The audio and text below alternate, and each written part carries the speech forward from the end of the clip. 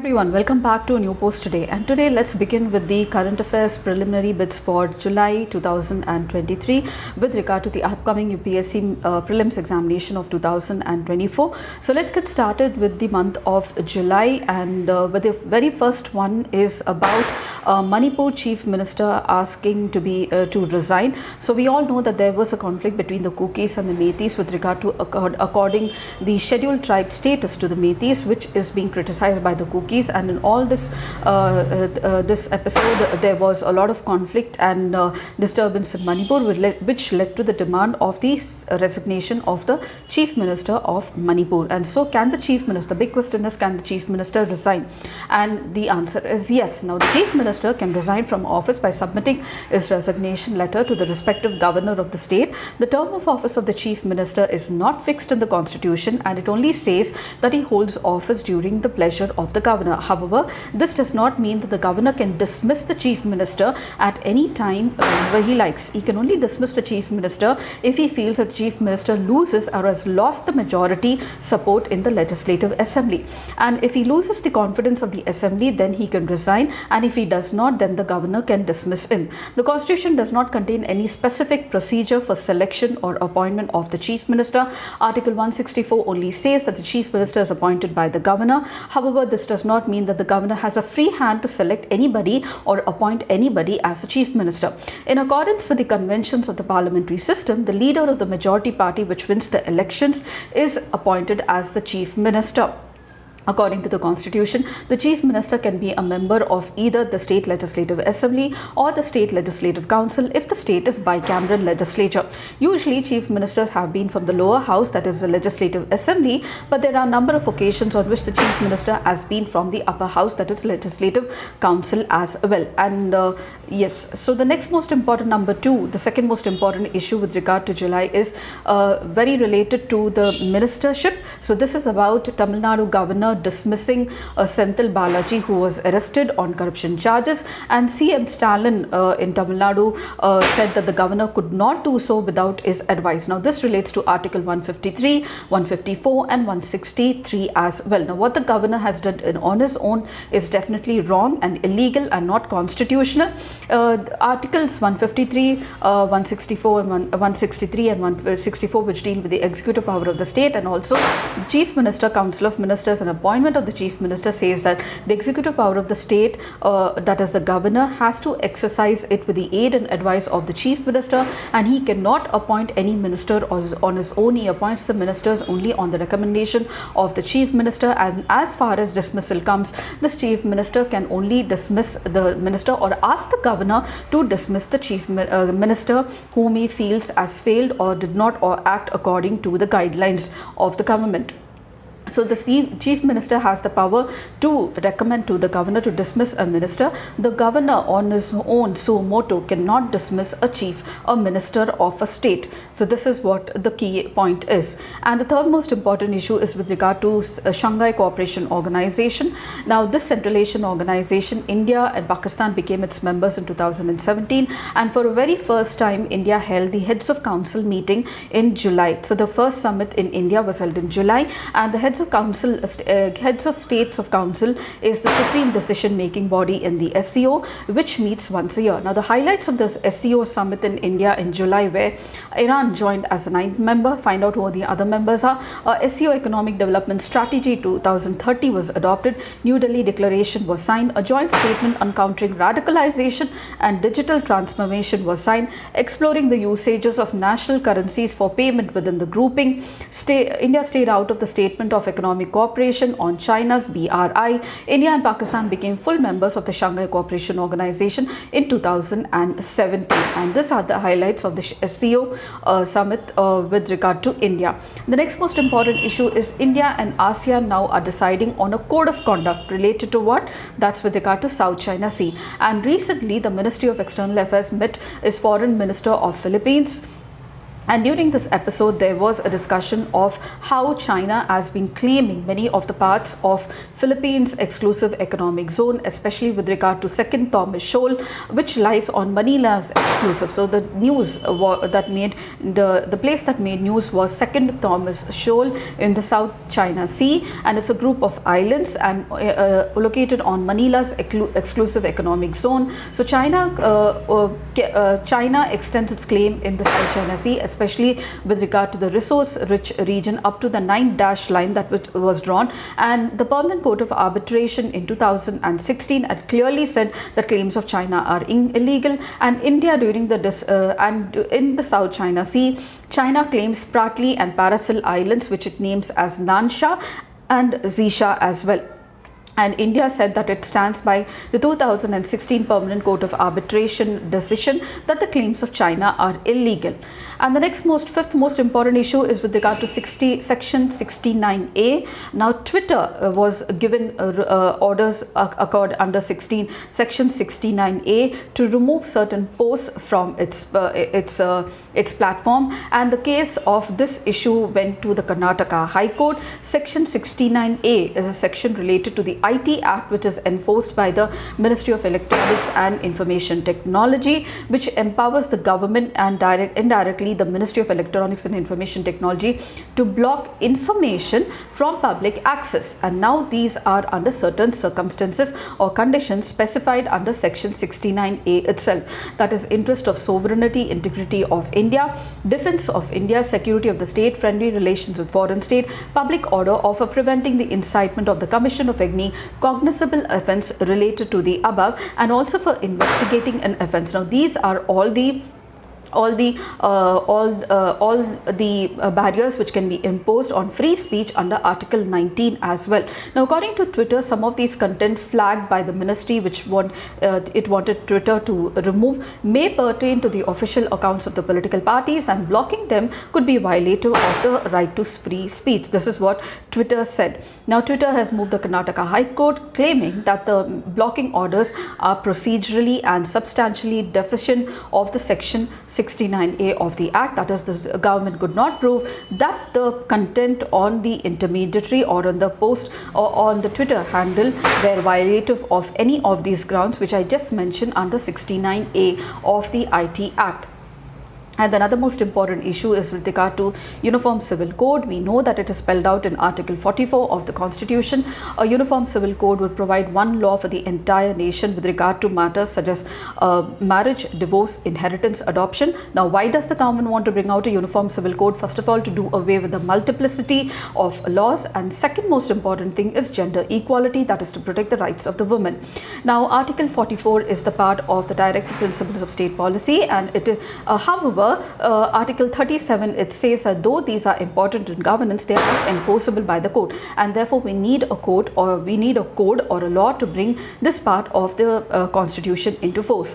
If you look at the status of UCC in India, in most of the civil matters, India follows common laws like the Indian Contracts Act of 1872. We partially follow a Uniform Civil Code, if I would say, Civil Procedure Code, Transfer of Property Act of 1882, Partnership Act of 1932, Evidence Act of 1872, etc. In certain matters, however, there is diversity even under civil laws, as states have made hundreds of amendments to these, and several states refuse to also be governed by a Uniform Motor Vehicle Act 2013 that was brought about by the government.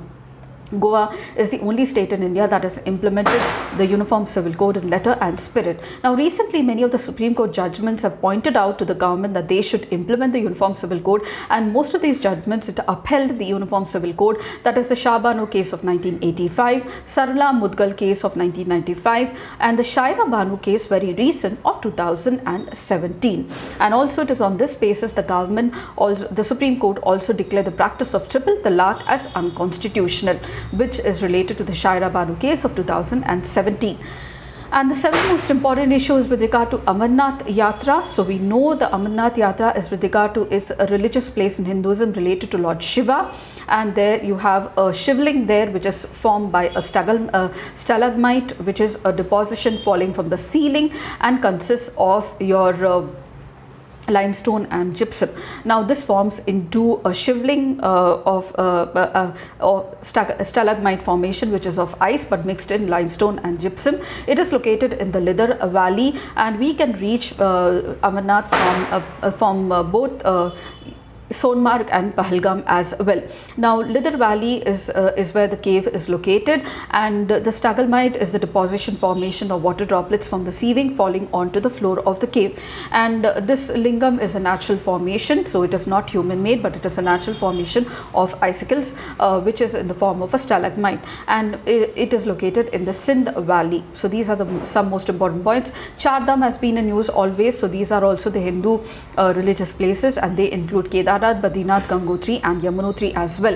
So then the 8th most important issue is with regard to the Solicitor General. So recently Tushar Mehta was the term of Tushar Mehta as Solicitor General was extended by the Appointments Committee of the Cabinet. Now the additional Solicitor General were also appointed, 6 of them in number. Solicitor General of India is subordinate to the Attorney General of India. The Solicitor General of India is the second highest law officer of the country and assists the Attorney General, and is additionally assisted by additional Solicitor Generals of India. The Solicitor General of India and the additional Solicitor General of India advise the government and also appear on behalf of the Union government in the law courts of the country, and also as law officers. Now, unlike the post of the Attorney General of India, which is mentioned in Article 76, the Solicitor General and the additional Solicitor General do not find any mention in the Constitution, and they are purely statutory bodies. The Appointments Committee of the Cabinet recommends the name and officially appoints the Solicitor General and the additional Solicitor Generals of India. And the ninth most important thing is that we must have heard something with regard to Delhi. So there always been a clash between the elected government of Delhi and the appointed Lieutenant Governor of the centre. So recently there was a body called as the National Capital Civil Services Authority, or NCCSA, which was a news. Now this is very much related to a recent ordinance, or which later became into an act by the centre. Now the ordinance was brought about to give more powers to the LG and not to the CM, and so in a way take away the powers of the CM or the elected government and give more powers to the LG without actually amending the constitution. Now the centre wants to vest more powers in the LG. It has to amend the constitution with regard to Article 239AA of the constitution, which deals with the power of the Chief Minister and the LG in the National Capital Territory of India, that is Delhi. And the centre brought about an ordinance which is called as the National Capital Territory Ordinance 2023 and intends to place the control of the UT's administration in the hands of the bureaucracy, the control of the bureaucracy in the hands of the LG, and reduces the Chief Minister's decision to a minority. Recently, in the month of May, the Supreme Court had limited the role of the LG with regard to bureaucrats in the capital in 3 areas only, that is police, law and order, and land.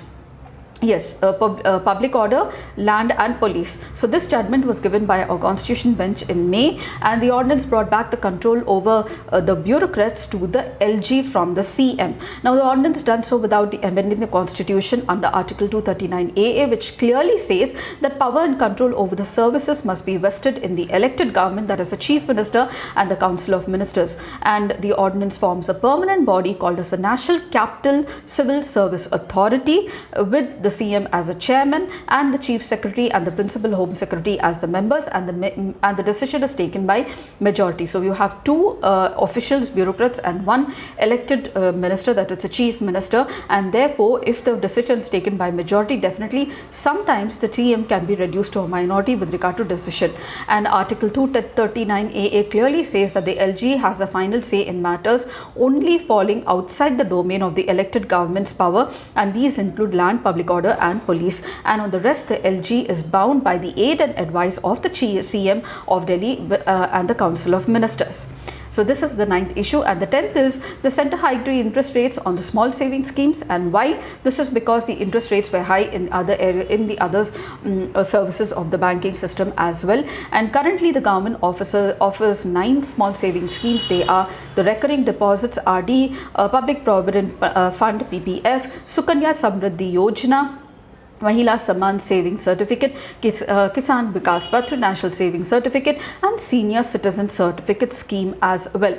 And the 11th most important issue is El Nino years in India. So we have had, 2023 was described as the El Nino year by IMD, and we have been having El Nino in 2002, 3, 4 and 5, 6 and 7, 9 and 10, 14 and 19, and recently in 18 and 19. Now what is El Nino? El Nino is a Spanish term for the child Christ, because this phenomena is seen during December, that is during the birth of baby Jesus, and it is understood as a natural phenomena occurring in the ocean of the Pacific, that is the middle and the eastern Pacific Ocean, that is off the coast of Peru in South America.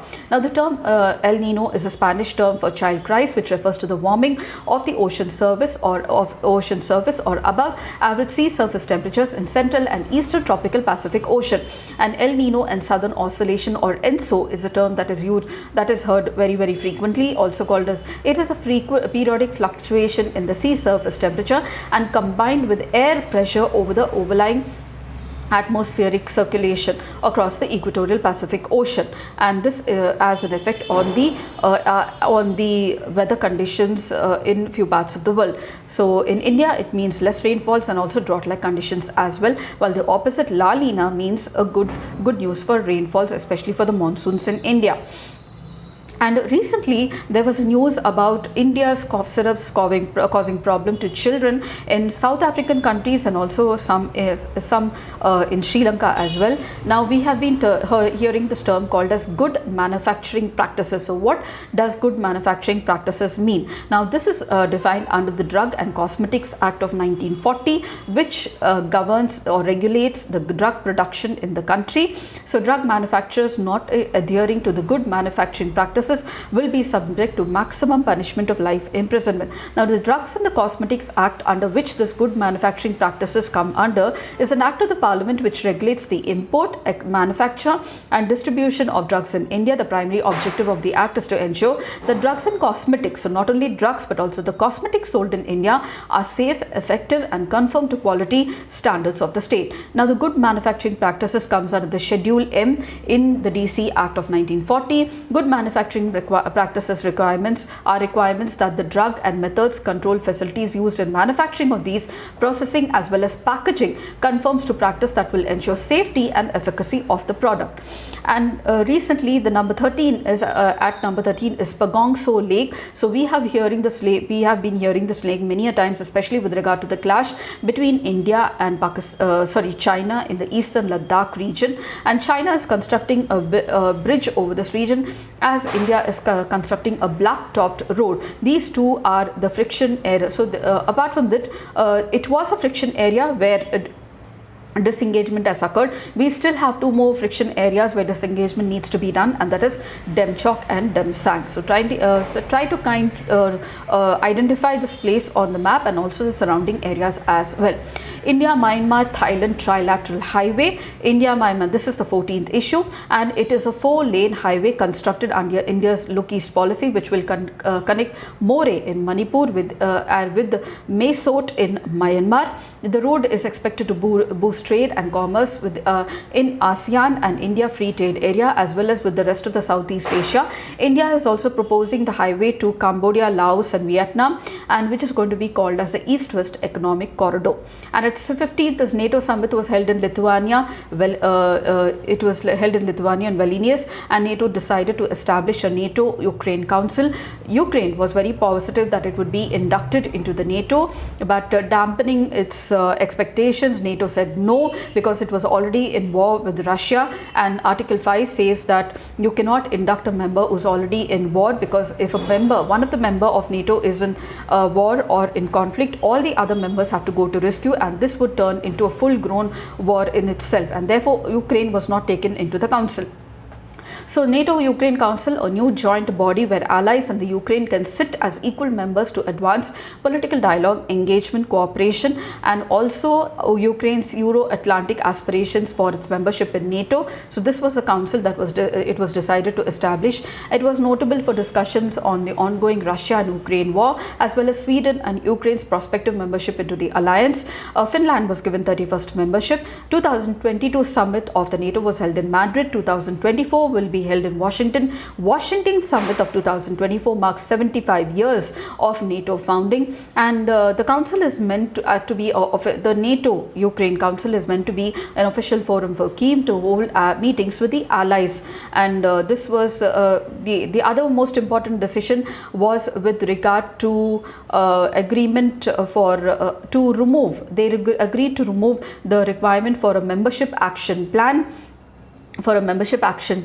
and this will change Ukraine's membership path from a two-step to a one-step process. NATO issued an invitation to Ukraine to join the NATO when allies agreed that the conditions are met. And at 16 is the Vallam Kali, known as the snake boat race, that is a traditional boat race in Kerala, India. The Nehru Trophy boat race is an annual boat race. The word Chundam Vallam is snake boat. The Nehru Trophy is a popular Vallam Kali event at the Punnamada Lake in Alappuzha, Kerala in India. And at number 17 is Supreme Court is hearing the petitions challenging the presidential order which scrapped Article 317 and converted the state of Jammu and Kashmir into two union territories of Jammu and Ladakh. Now the president issued the order in August 2019, taking over the special status of Jammu and Kashmir under Article 370. The article accorded special rights and privileges to the people of Jammu and Kashmir in accordance with the Instrument of Accession, and this happened in 1954. The special status for Jammu and Kashmir was bestowed by adding Article 35A to the Constitution. 35A was inserted into the Constitution by a presidential order by the then President Rajendra Prasad on the advice of Jawaharlal Nehru. The Parliament was not consulted when they were inserting Article 35A into the Constitution through the presidential order under Article 370, and we no more have 370 in existence now, or the special status to Jammu and Kashmir. They want the status of a state back. So they want to be converted from a union territory to a state, and so is the demand of Ladakh as well. Paris Club was news with regard to Sri Lanka. Paris Club is a group of Western creditor countries which met for the very first time in 1956 with regard to Argentina, and Argentina was the first country which became the first debtor country to appeal before the group. And the objective of the Paris Club, an informal group of creditor nations, is to meet each month in the French capital of Paris to find workable solutions for payment problems faced by the debtor nations. And in the case of Sri Lanka, China, Japan and India are the largest bilateral creditors, with Japan only being a member of the Paris Club, and China and India are not the member of the Paris Club. To unlock IMF cash disbursements to Sri Lanka, the Colombo government first needs to secure financing assurances from key bilateral lenders such as Japan, India and China, which are the three largest lenders to Sri Lanka. And this is one of the conditions, and that is why the Paris group is in use, because Japan is a member of the Paris group and Sri Lanka is taking a loan from IMF, which is facing a financial crisis. And at 19 is the word greenflation. It has been in news because it refers to rise in prices by which is caused because of the corporate greed by the high profits that the corporates want to make. And that word was in news, especially with regard to USA.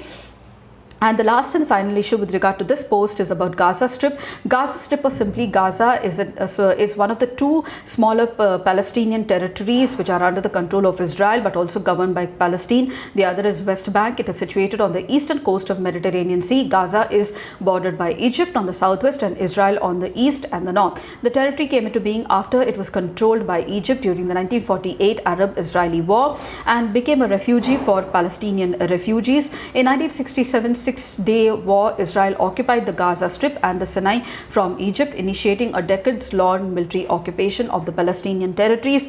The Oslo Accords established Palestinian Authority to govern both the Gaza and West Bank as well. And so with this, I finished the first part of the July-based current affairs for 2023 for the upcoming UPSC prelim examination. I hope this was helpful to you all. If you did, please do like, share and subscribe, and do not forget to comment, and I shall see you in my next post. Until then, it's very happy learning.